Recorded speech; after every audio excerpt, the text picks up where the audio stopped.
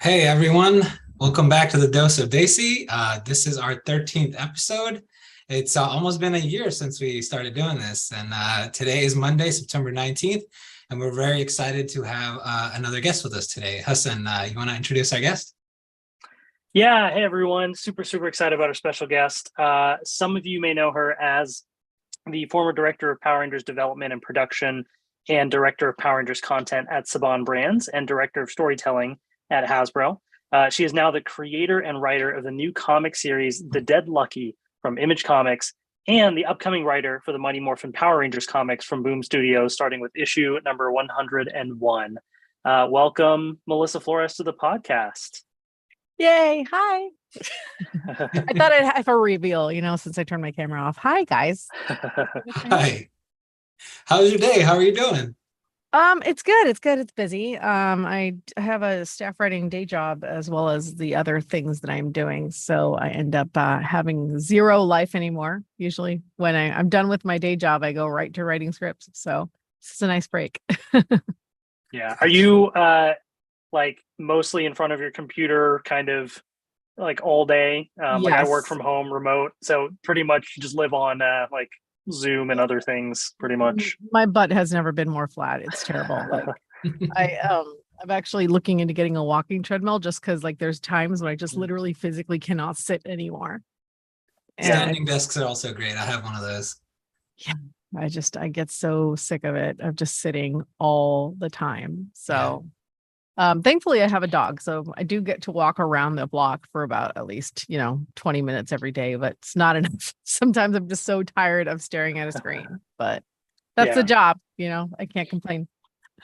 That's fair. Well, before we get started, to everyone watching as well, make sure you share your thoughts, comments, and questions in the chat box throughout the podcast as well. But we wanted to just really jump right in and first just get to know you. If you could maybe tell us a little bit about yourself, your background, how you got to where you are today in your career as well. Well, I'm a Leo, and I grew up in Los Angeles and didn't really know what I wanted to do with my life. I thought I was going to be an engineer or a doctor, but I had undiagnosed ADHD, and that completely ruined that.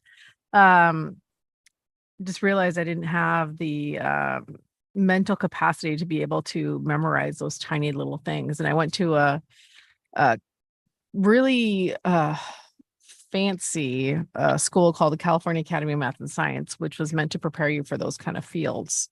And so it kind of was one of those things where I felt like the other side of my brain just kind of exploded because I was just so math and scienced out, because between summer classes and weekend leadership courses and this school that I was so lucky to be in, I was taking calculus by junior year, but so was everybody. It's not like I was special. And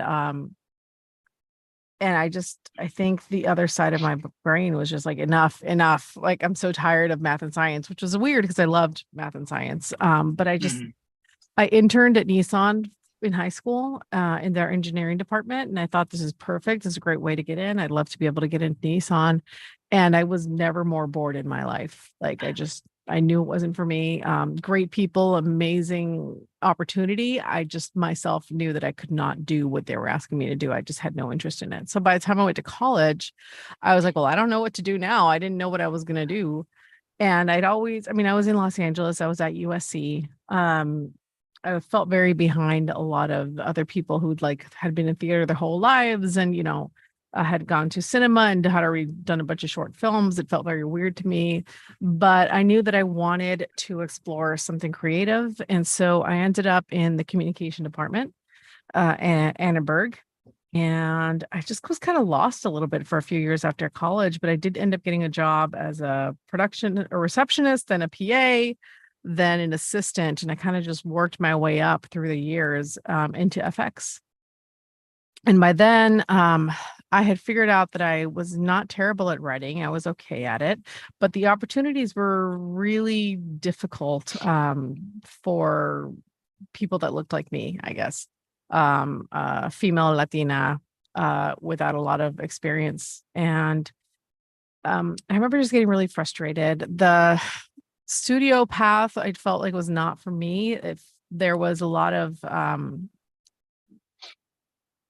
it felt very much like a rat race. You constantly were climbing over each other just to get opportunities to be able to be promoted. And I didn't even know if I wanted to be promoted. I didn't know if I wanted to be a development executive. I just really liked the idea of telling stories rather than telling other people how to tell stories. And so I tried to get into a writer's rooms for a number of reasons. It just didn't work out for me. And so I just kind of gave up a little bit. I decided that I couldn't afford to be an assistant for the money I was making. When you're in Hollywood and you're an assistant, that you make nothing and you work 12, 16 hours at a time, because that's just, everybody knows you put in your dues, you get promoted, and then, you start making money. But first, as an assistant, you just got to work.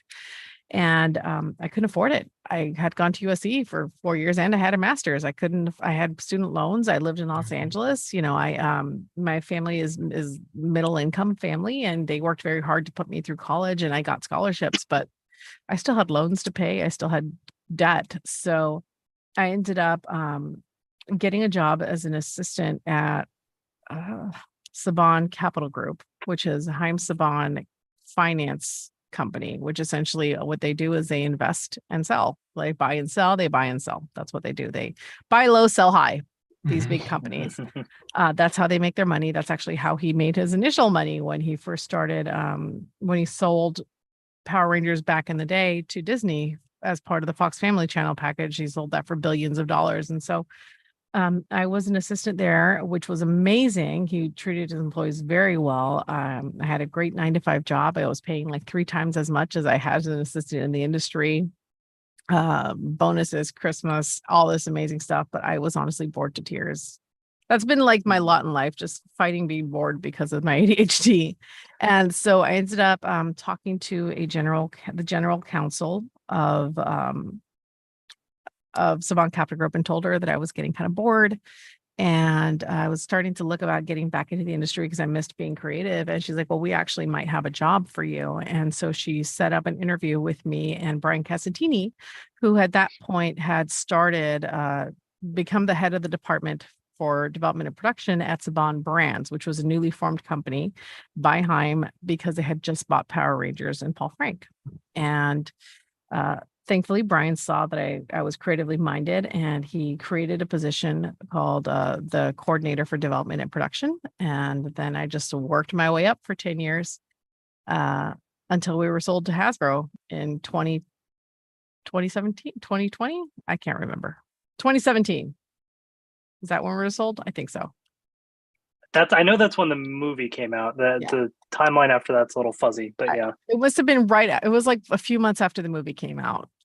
So it must have been either 2018, it's probably 2018, because then I was at Hasbro for like 2 years, something like that. Yeah. So that's the career path. It was a lot of, I loved what I was doing. I fell in love with producing, and I loved being a development executive at Sabon because it allowed me to do a lot of really cool things. No day was the same, if that makes sense. I wasn't just sitting there looking at television shows for a very specific audience. That was actually the smallest part of my job. I had very little to do with the television series for most of my career.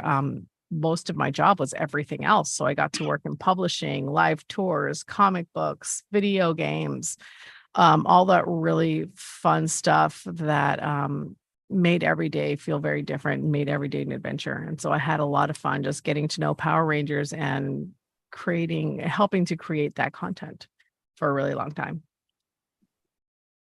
That's awesome. That's really cool to see your journey through there and how it kind of led you to that point. So what was it about? Because it sounds like that work at Sabon Brands was, really sort of got you captivated and interested. Like what was it about that compared to, the prior jobs that you had that really stuck out to you?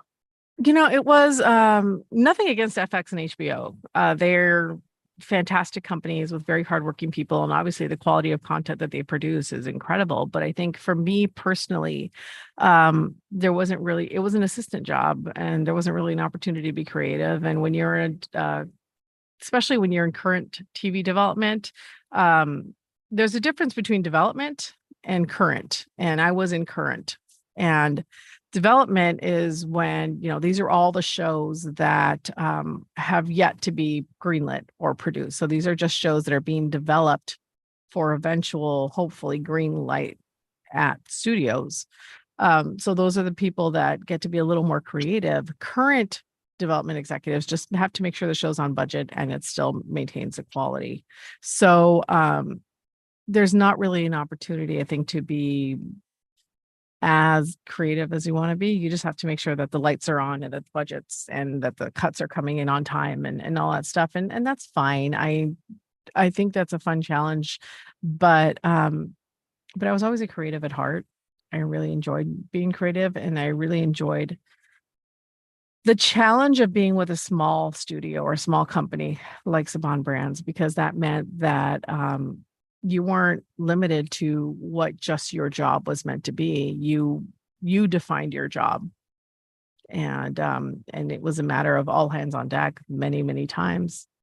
And so I got to do something different every day. I mean, when I first started, I would just spend days in Santa Clarita going through the warehouse and going through a bunch of just old Power Ranger costumes. And I just thought that was just so much fun to just look at this history and dig up what we can find. I mean, I found Lord Zed's staff just like sitting in a pallet, I found Goldar like falling apart, just all these different, I found the Teenage Mutant Ninja Turtle heads, the ones from way back in the day when they did that live action series. I found those guys. I didn't find the suit. The suits I found, but they were all like melted together, so unsalvageable. But I found the heads, and being able to look at that kind of history was just so much fun. And I got to work with all the suit actors who were doing all the experiences. So I got to learn so much about what goes into the suits and what goes into the props. I got to learn how video games are made, how comic books are made, how publishing works. We got to do Meower Rangers. It was just every day was so freaking different and fun. And that's what I loved about it. I loved creating content for a brand that I truly loved by that point, that I really, truly believed in. I really enjoyed Power Rangers and what it was. And to never really get bored of it. I just had fun for 10 years, just working my butt off. And it was hard work. It was a difficult job because there was a lot to do, and it was a small department, and there was a lot of pressure. But I felt very validated by it every other day. I mean, I was like, what other job could I go and like sit with like the top executives in Lionsgate and help develop a movie? Like, what other job can I create, a 20-minute live tour or a live show in Dubai? And like, there's just really fun little things that I got to do. I got to go to New Zealand. I got to go to Japan. The job was very much what you made it. And it wasn't just Power Rangers that I was working on for the longest time. It was just the last 2 years that I was working on fully Power Rangers. For the longest time, Saban Brands had other brands, and I was the development. I was either the manager and the director of development and production for those brands. So I was also working on Glitter Force and Digimon and Julius Jr. and a bunch of other properties. And so I still got to develop and become an EAC on those kinds of shows, but there was a lot of fun and flexibility with Power Rangers that wasn't present, I don't think, in any of the other brands I'd ever worked on. It sounds fantastic. And I think you answered one of the questions I was going to ask, was about if your career allowed you to travel anywhere in the world. And it sounds like you've been to Dubai, New Zealand. I don't know. Do you want to elaborate any further on that? Yeah, not Dubai. I would have loved to go to Dubai. That was one of those, once remote became a thing, you get less of a chance to travel because everything can happen over a little screen. But yeah, I mean, I got opportunities I got to go to Korea. I got to go to New Zealand to go on set and do BTS and gallery shoots. I got food poisoning, but that was not their fault. I went to Japan at least once a year, which was great, to meet with the Toei executives and to be able to look at other productions that were happening in Toei. And so it was great. I fell in love with Japan. I fell in love with the culture. I loved Korea. And just, it was a different kind of challenge because the culture is so different. Mhm. And so I had learned a little bit of Japanese in high school. So it really, truly helped me. But it was fun being able to travel those countries. Like I've never been to Europe because that would have like, but I love going to these Asian countries and seeing, I'd only ever been before that, I'd only ever been to the Philippines. And I loved it. And so I'd always wanted to travel more. I'd never had the opportunity or the money. So being able to do it for work was Mhm. really special because then I got to fly business class. And that was Sounds great. nice. And someone else pays the bill for it. So Exactly. Yeah. that sounds fantastic. So I guess in more recent times, right, since the pandemic and in more recent years, could you get into more of like what you've been into? I know you've kind of been from what I've heard, from what I've read, from what I've heard from Hassan, you've been in the comic book world and comic book writing and things like that. So could you just Yeah. talk a little bit about how that happened? Yeah. But by the time, so we got bought by Hasbro, and then I was with Hasbro for a couple years, and it was a different company. And that's not anything bad. I absolutely love the culture of Hasbro. I think they're an incredible company and they care very much about their employees. It was just a different kind of job for me. And by that time, I had been doing that job for about 10 years, working my way up. And so I kind of felt like, beyond any other projects that I can't really talk about, like I had done everything, and I was getting antsy again. I was tired. I think I've been a writer my whole life, and I was getting to the point where I was like, I just want to tell my stories. I just want to write myself. I don't want to just keep giving notes on things that other people are writing or writing things and just having it be for Power Rangers. I want to do something else. Um, and then as it happens, Hasbro acquired E1, and I ended up with the opportunity to be to be a writer. I got my position became redundant, and so they were no harm, anything. They were just, it just happened that my role ended, and I figured at that point, the thought of going and being another creative executive somewhere else and just going back to just doing TV felt very boring to me. I just could not stomach the idea. And so by that time I had worked with some really amazing, talented people. And so I called each and every one of them. I called Daphne at Boom. I called Kyle Higgins. I called Amanda Cruz. I called Ben Sokolowski, just a lot of different producers and writers and editors. And I basically asked them point blank, I am thinking of trying to be a full-time writer in this industry. Do you think I have a shot? And I want you to please be honest, because this is my career we're talking about. And every one of them more or less said, it'll be very hard, but you're at a good opportunity to, because people are looking now for diverse writers, which was not happening before. Mhm. And you now have the skill set and the story senses to do it well, if you're willing to work hard. And so because the fact that none of them said no, what are you thinking? You're crazy, was very nice. But I had agreed with them. I had applied 10 years of learning how to be a better producer and learning how to be a good producer and learning how to give notes and build story and craft something good, that I made me didn't have those skills when I was in my, early 20s, just out of college. And so I used it. And so I just grinded for 2 years, doing what I could to get better and using the connections that I had made and making new ones. And I think the key to my success in doing that was not limiting myself to, I just want to write TV or just want to write features.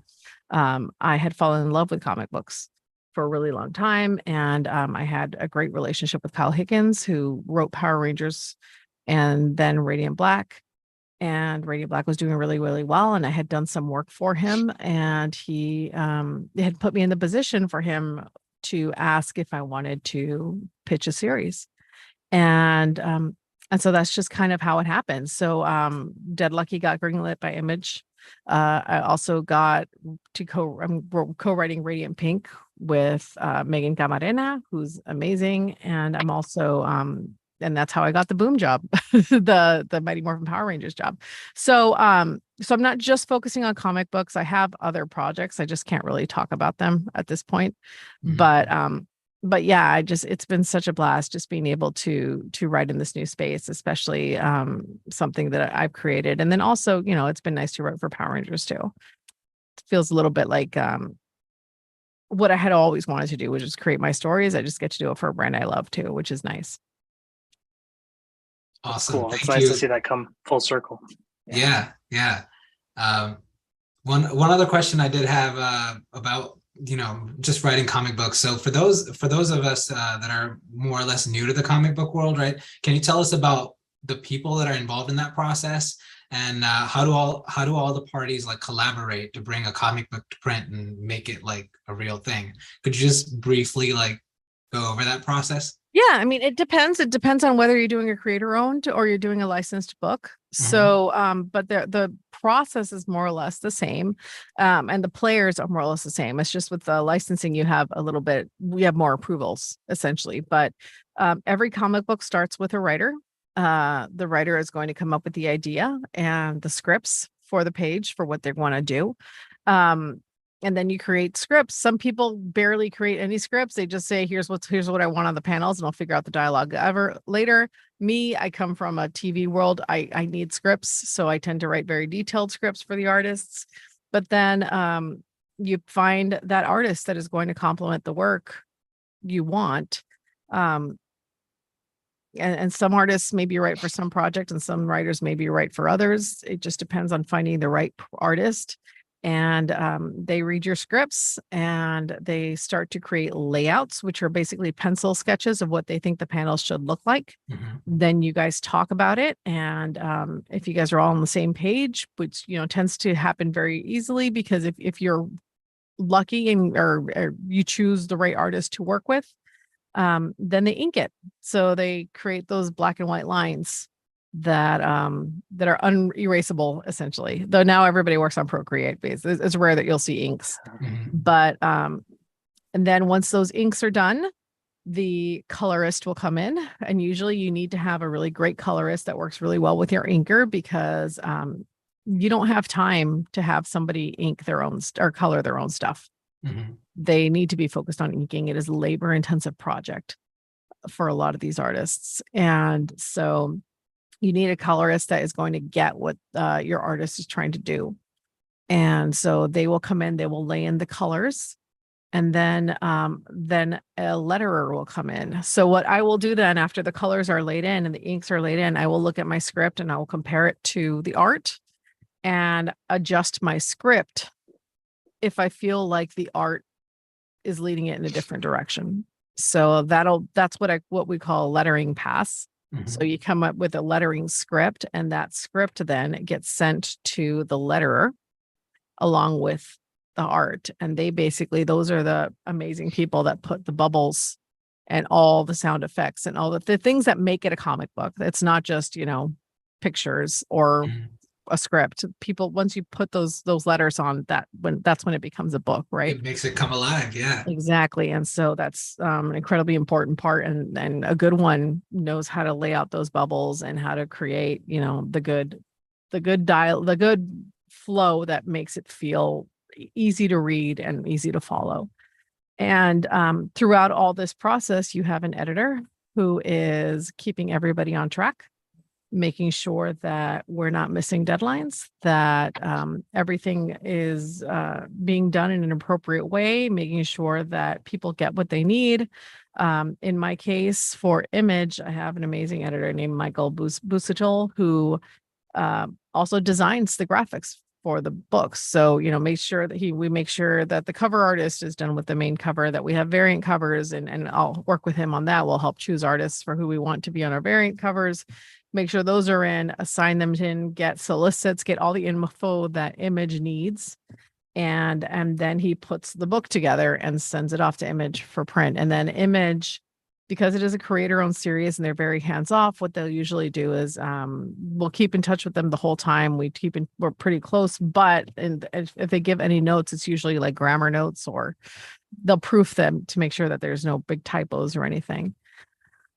For licensed books, obviously it is a different process, and it can depend even on who is publishing your book. Is it a Boom book, an Image book, a Marvel book, a DC book? It all depends. They all work a little differently, but the process is more or less the same. For a licensed book, you have a licensor who also has these rights. And so part of my job as the licensor when I was at Power Rangers was I would receive everything I just talked about, and I would give notes on it. And me and my team would give notes on it. It wasn't just me, but we would all give notes on this material and work with them or ask them to change it or whatever we need to do. And so that's what happens even with me, right? So now I have, I will submit a pitch for an arc for, this is what I want to tell in my first arc for Power Rangers, and that will go to Hasbro, and they can choose to give notes or choose not to. And then they'll approve it, and then I will write the script, and that will also go to Hasbro. But through all that process, I have an amazing editor who, again, keeps me on track, gives me notes, makes sure that the story is good. I mean, that's the editor's job. The editor's job is to tell you what you don't want to hear. Like, the editor's job to be like, this is boring, you need to plus this up, or this doesn't make sense. Like, that's the person that keeps you in check and makes sure that the story is good. For The Dead Lucky, Kyle Higgins is also a creative consultant on the book. So he reads every script. He gives very copious notes. I have my girlfriend Sandra is a consultant on the book as well. She gives Army notes. She makes sure that the stuff is all authentic when it comes to the Army scenes. And for Boom to say, the same thing, they will give very specific notes on Ranger stuff. Like, here's what we want here. Like, the notes that Hasbro's has given me have been about very specific things that they want based on what is exciting to them from a franchise perspective. So and then you just do that every month for every book. That's so cool to see how it all comes together. I honestly, like, growing up, you hear about comic books and all that, read a couple here and there, but I didn't really have a full appreciation for all the pieces that go into it. Actually, probably till, as you mentioned, Michael Busuttil, his hosting one of the hosts on the Ranger Danger podcast, and they did the Boom Rooms, and they talked all about the process. And I was like, wow, there's all these people involved. Like, it's pretty it's labor intensive, pretty cool to see, and there's a lot that goes into it. Yeah.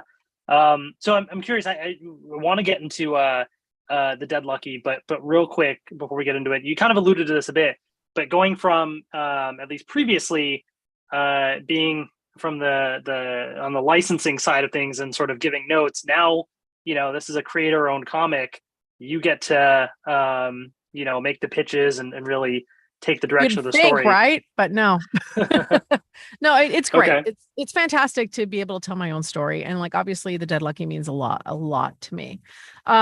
But I think even with creator owns, you're working, like I said, you're working with a team, and Kyle is our Kevin Feige of the Massiveverse. So, he has very specific notes that he gives, and Michael has very specific notes that they give. And I would be an asshole if I said, screw you guys, like, I don't want to take your notes, so it becomes, with everything when you're writing, I think a misconception is always that you're in a vacuum and that you're all like, that it's a very lonely experience. It can be, I have had, like, even last night where I was up till 2 a.m, just the words would not come. And I'm like super late on a script because I'm having a really tough time with it. And that's a very lonely process. But in between those times, you have people that are, if you want to make money doing what you're doing, there's always going to be other people giving notes. And so with this creator own, I mean, there's a great validation in having, this is mine and I can tell a story, and I really want to tell the story the way I want to tell it. But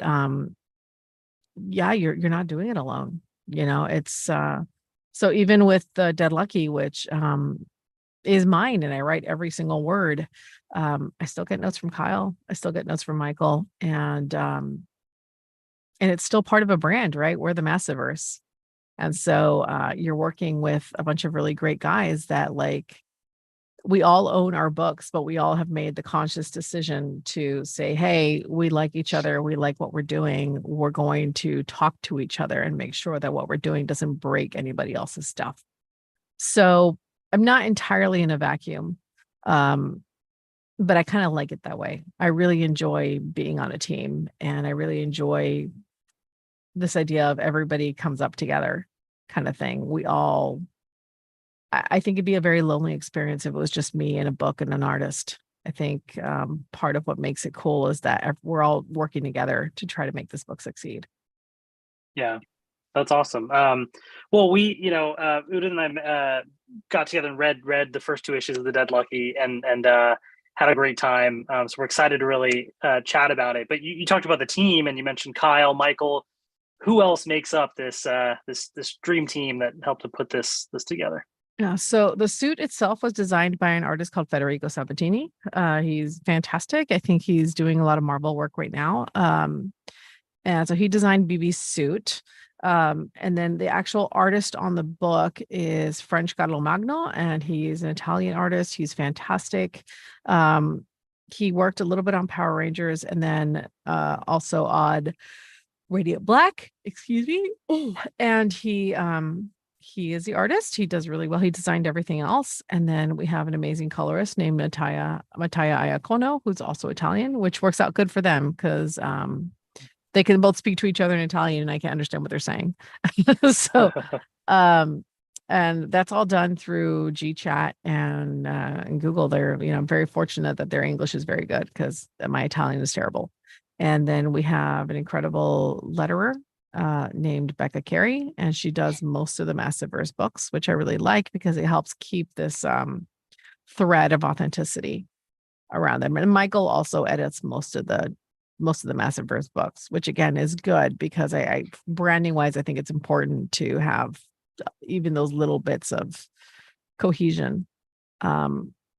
And that's the team. And then we have some great support at Image. And obviously Massiverse is a bigger universe. So there's, Rogue Sun written by Ryan Parrott, and Inferno Girl Red that's coming with Matt Groom, and obviously Radiant Black. So they're on the peripheral, but in this terms of that little book, that's who it is. And then obviously Sandra I spoke to does read every issue to make sure that I'm not going too crazy with the liberties taken for the army, and she also has come up with some cool recipes for the back of the book that we use every once in a while. That's right. Nice. Yeah, and one thing I noticed when we were reading The Dead Lucky was that it took place in San Francisco. I just wanted to ask, why San Francisco? Does that have any meaning? I don't know. What does that mean to you, I guess? It does. I am not from San Francisco, but Sandra is. And so I visited San Francisco a lot. I just think it's a very unique city. And what always struck me about San Francisco was the dichotomy of it, that it's got this incredible history, old history. But it's also very new in terms of it's so close to Silicon Valley and all the tech bros that live there, and the technology you see on the streets. It just feels weird and different. I was there for a couple months before I started writing the book just to get a feel of the city. And there was just a self-driving car everywhere I went, just doing tests everywhere. And it just felt like a different city. I love how distinct the districts are. And BB herself is meant to be stuck between worlds. And that's what San Francisco felt like to me. When you cross, I remember we were going through the financial district, and then we got through, I don't know if it was Nob Hill or some other street, and then we got into the Stockton Tunnel, and we went through, there was you went on one side, it was all just these big skyscraper modern buildings. Then you go through this dark tunnel, you come out the other side, and there's Chinatown. And it's such a different, it feels like you're in another world. And that's what I really loved about San Francisco. It just feels like no other city in the world. And I come from Los Angeles. So for me, LA is very spread out. But I feel like there's so many stories that take place in LA.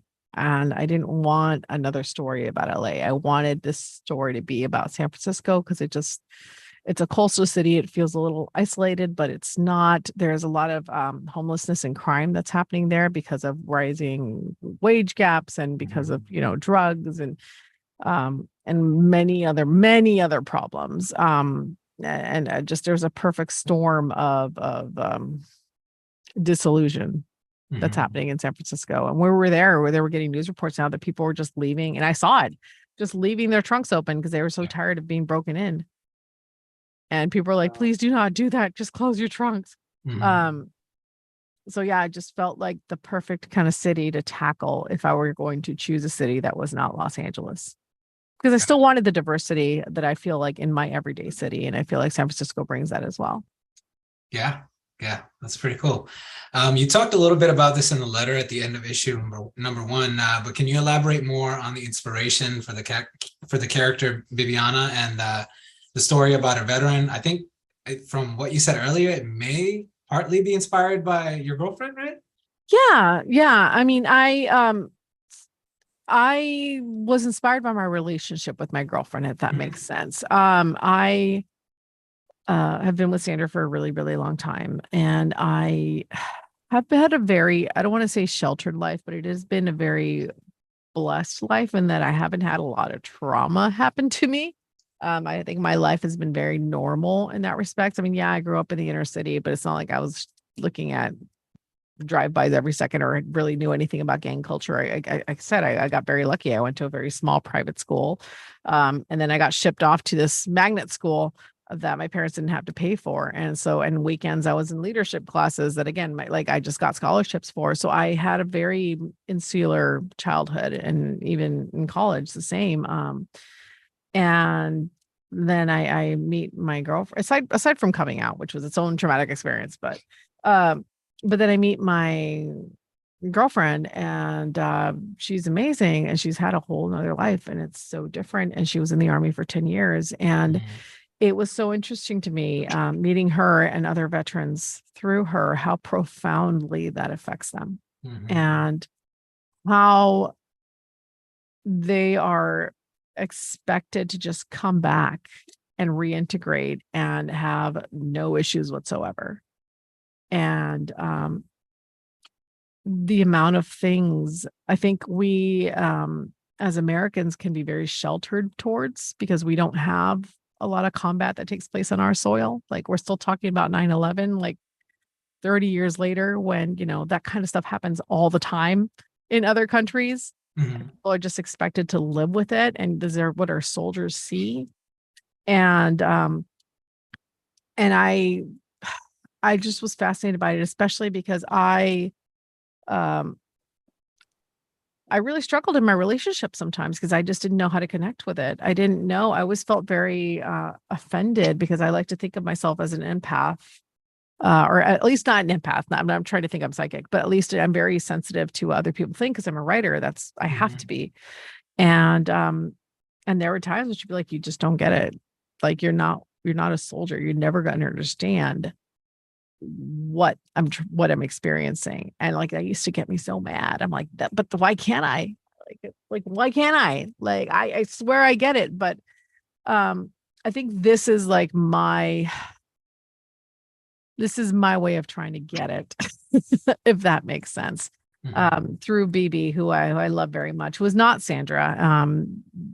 But a lot of her experiences have been inspired by some of the things that, Sandra and other veterans, not just her, have come through. Another big inspiration for me was our friend Zach, who committed suicide a couple of years ago, who was a veteran. And again, it was just one of those moments where I just had a really hard time understanding why. It's just like, there was no indication that he had any, just sweet man, and just did absolutely, like, it still just hurts me so much. And it's my way of honoring and remembering those people, the ones that come home and just feel a little lost and feel a little stuck because they're not soldiers anymore.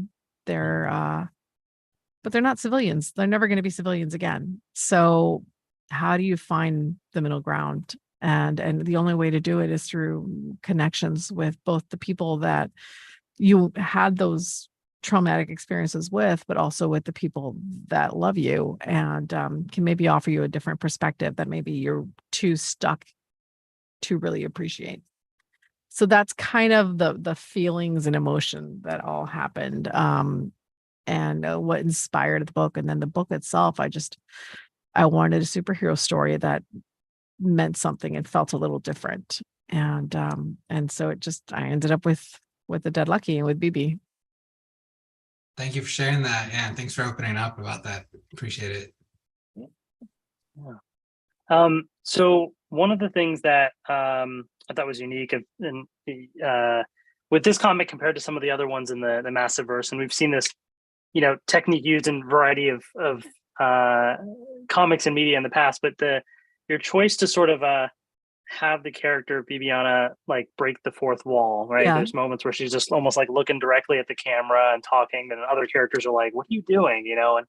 And just curious as to why you decided to utilize that technique in the comic and what it means. Well, what I wanted for Bibiana especially is that she's a very closed off character and very walled off from people that know her in real life. And I didn't want the readers to feel the same way. I wanted them to feel as if they at least knew her a little bit. Because I think if you don't at least like your character or feel like you know her, you're not going to be invested in her story or in her journey. And when I was writing the first page or even that first therapy session, I was just like, I don't want her to be Batman. I don't want her to be like, having these like really dark captions where she's like, I am the night and this world is my grave. Like, that didn't feel right. And I wanted to kind of shock the reader a little bit because I feel like this isn't an uncomfortable subject for a lot of people. And so I literally wrote, she looks straight at the reader and she talks to them. And I didn't want it to be like a Deadpool, Gwenpool kind of way or a She-Hulk kind of way where it's just a big joke. And I guess you guys have read the 2 issues and it's been out already. We can talk about it.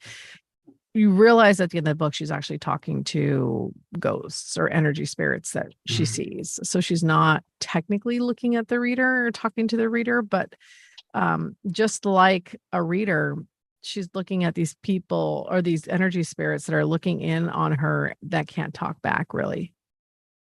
And so I wanted the reader to kind of be put in that position where it takes a second where you're just like, wait, what's happening? And just to throw you off a little bit. And a lot at times. Yeah, because you're like, wait, is this a typo? Like, is this like a Deadpool thing? No, but they're hearing her too. So it's not, so it's kind of meant to be double. She was always going to talk to herself because I feel like that's something that we all do.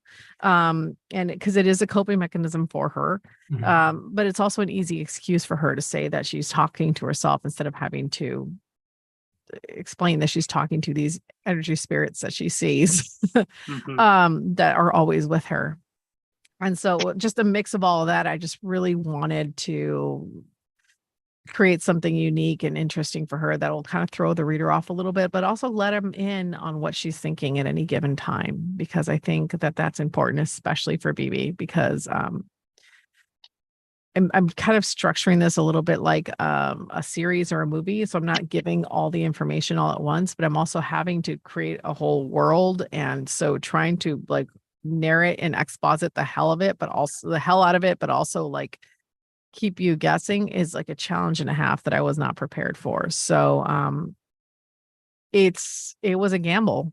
And thankfully I hope it paid off. Like what I wanted to happen was have this happen all through issue 1. And then at the end, have you realize that there were spirits there that we hadn't seen the entire issue and be like, wait, was that who she was talking to? And then go back and look and confirm. And so it's not going to be the last time you see that mechanic. Like she's always going to talk to the reader because she's always going to talk to the energy spirits.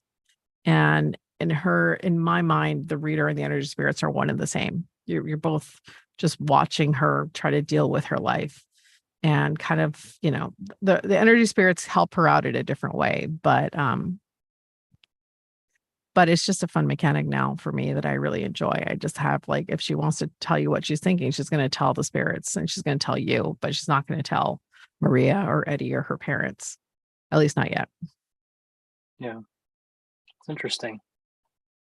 Yeah, I had a quick question, which I know you briefly mentioned earlier again as well. But where did the idea or the inspiration for the recipe at the end of issue 2 come from? And I don't know, I thought that was a neat little touch, but just wanted to. I mean, my girlfriend's Chinese. I've been with her for a very long time, and I am Mexican American, and I've been me for a very long time. And I, honestly enough, like, I love Chinese food and she loves Mexican food. And I feel like we like each other's cuisine more than we like our own. But what I really wanted was, it was important to me to make BB biracial. I wanted more representation for Asian American characters, and also more representation for Latino characters. And I was like, well, I can't, like, I have nieces who are mixed, and I've seen and I have friends that are mixed, and I've seen where that comes, like, it puts them identity wise, where they're constantly trying to figure out who they are. Like, are they not Asian enough, not white enough, not Hispanic enough, depending on what their makeup is. And I was like, how do I talk about that kind of culture without just, like, shoving it in people's faces? And for me, one of the best ways we connect through is food. And so it made sense to me that if she lives in Chinatown, her parents would run a Mexican Chinese fusion restaurant with barbecue, because she's American. She's a soldier, and Sandra loves barbecue. And so then it was a matter of being like, okay, well, if it's a fusion restaurant, then what's the version of, like, a sushi burrito, right? What's the version that would work with those flavors? And let's see, like, I've been really into birria lately, because that's just all over LA now. And I always really like bao. And I was like, I bet that would sound delicious. And so I put it in, and apparently it did. So then when I got, like, at least 10 different questions of people asking if birria buns were a thing, I'm like, Sandra, can you make them a thing? And she's like, yeah, I'll make them a thing. Nice. And that's been half the fun now, is just trying to find different recipes that we think will work. I think issue 2 is like smoked duck tacos, or puffy smoked duck tacos with, like, a habanero salsa or something. And so that's been a lot of fun, just working on, like, what would be cool for this restaurant, and, like, and trying to see if we could create it and have it smell or like have it taste good. I think so far it's been a success. We'll see. Yeah, that's pretty cool. Let's see. One other question I have is, are there any plans to utilize other forms of multimedia for the Dead Lucky in any way, like live action, animation, or anything else? I mean, of course, I would absolutely love that. I think for me right now, the focus is just getting the book done. Right. And as good as I can make it, and trying to make it successful. I think that is my focus right now. But of course, I'd love to see the Dead Lucky in other forms of media. It's just a matter of, I think, not pushing too far too fast. This is a new IP, and I want people to discover it and fall in love with it, and enjoy it without getting too far ahead of myself, if that makes sense. I mean, Kyle's done an incredible amount of exploration with Radiant Black, but he's also 17 issues in, and he's had time to do that. So I think for Dead Lucky, I mean, we're two issues in. Right. I do have some surprises. I am working on other things that I think are fun, that will enhance the experience for the reader, for sure. But like, if Skybound came calling and was like, hey, we want to adapt the Dead Lucky, I'm never going to say no. But I want to focus it as a comic book medium first, and then maybe see what happens in success. Nice. So, we've read 2 issues so far. Excited to continue to read more. I was curious, is there anything, that you can tease or things to look for in coming issues? I know there's the crossover event, Supermassive 2, and now the Dead Lucky will be involved in that crossover event as well. Well, in BB's future, you're going to see, I would say if there were three things you could foresee in BB's future, it's robots, death, and romance. That is what you're going to see for BB. I freaking like, I mean, I make no secret of the fact that I love Megazords and I love robots. And this book was heavily inspired by RoboCop and Cyberpunk and Iron Giant and all those kind of idea of what makes a human and what's sentience. And so BB has more than one energy friend. So I would expect to see more machines. We have some very cool designs that we're working on, and the Moro bots are obviously very cool. And there's another player in town, Salvation Gang, and they don't want to get left behind. We've already seen the Raging Bull that they came out with. So so you'll see a lot of robots. A lot of this book is BB trying to understand what a human connection looks like when she's literally haunted by the memories of her dead friends. And so you're going to see her looking for how to make a connection. And so there will be romance involved in that, because I think a lot of that love is a major factor. And obviously this is inspired by my relationship with Sandra. So I want her to see her. I want to see her eventually in a relationship to show how that does affect a relationship when you're with a civilian that doesn't quite get it. And we saw that a little bit in issue 2 when she's just talking to her ex. And but there's a lot of trauma involved with that too. So you are going to see a lot of death, or at least significant loss for BB that she's currently dealing with and probably will continue to deal with, given her choices to suddenly become a vigilante and go up against a mega corporation with infinite amount of money. So we'll see what happens. But I think that's what I would say that is coming up for BB. But I'm really excited about it. I'm having a lot of fun. Obviously, being able to be a part of Supermassive 2, it's just a really cool story that is being worked out. And I'm very excited to be writing with those guys because they're all amazing. And I really enjoy them all. So they're good guys. That's cool. I can't wait to see more of what happens in the series. And also upcoming, you are going to be the new writer on the Mighty Morphin Power Rangers comics. I am, yeah. Full circle there. Just curious, and one, is there anything you can tease about that? But also, just like what kind of impact or legacy do you hope to create with the franchise in your time writing it? I'm in a weird position. Because I have been on both sides of that. I've been the licensee or licensor and also now the licensee. Because of that, I have a very proprietary relationship with Power Rangers, especially this particular Power Rangers boom run. Because I was in the room when Kyle came in and said, "Let's kill Tommy." I was in the room when Ryan came in and pitched Ranger Slayer. I mean, I have been a big part of developing those arcs. And so I feel I didn't write them. They're not mine specifically, but I feel very connected to them. I mean, I have a Shattered Grid tattoo. I mean, that'll tell you everything. So what I don't want to do is throw any of that away.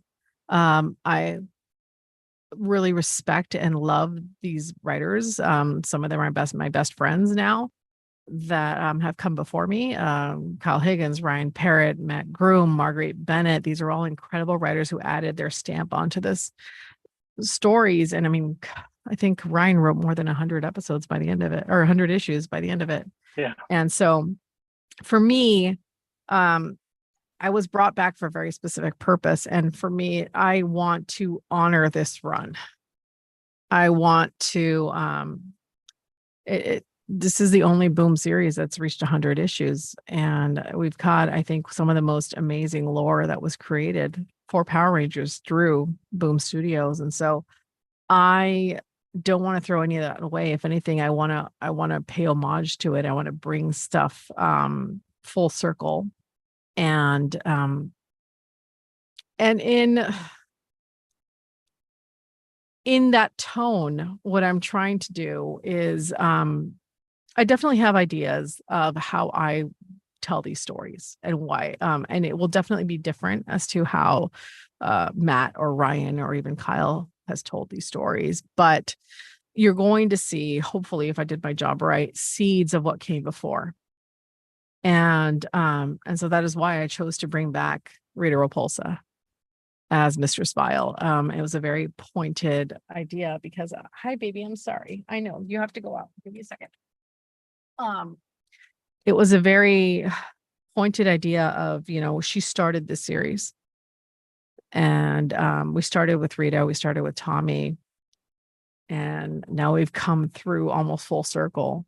And what does that look like for Rita, who has experienced so much loss and so much depth that was given to her because of these Boom Studios books, with her backstory, with her mother, with her father, with the infusion of the Morphin Grid, with being betrayed so many different times, and also this like line of loyalty that Ryan gave her that was incredible. The way she always is loyal to her minions, no matter what. I mean, there's a humanity in Rita, and we know where it ends up. We know she becomes the Mystic Mother, but to be that kind of person, you have to experience a tremendous amount of loss and anger and rage first. And that's where we see Rita now. Like if we follow the series, she was dumped in a dumpster by Lord Zed and just left again. So if she hops out of that dumpster early and she's more powerful than she's ever been, what does that do? How does that change the game? And what does she have to prove to not just Lord Zed, to Zordon, but to the world of who she is? But it's also not just her. It's, Ryan did this amazing job of setting up this pathos with Jason and with the Omega Rangers and with the Mighty Morphin Power Rangers as they deal with the Death Ranger and what has come. And I know issue 100 hasn't shown up yet, but it is a doozy. There's a lot of consequence for the arc of the Death Ranger. And so they're not these carefree kids that they used to be.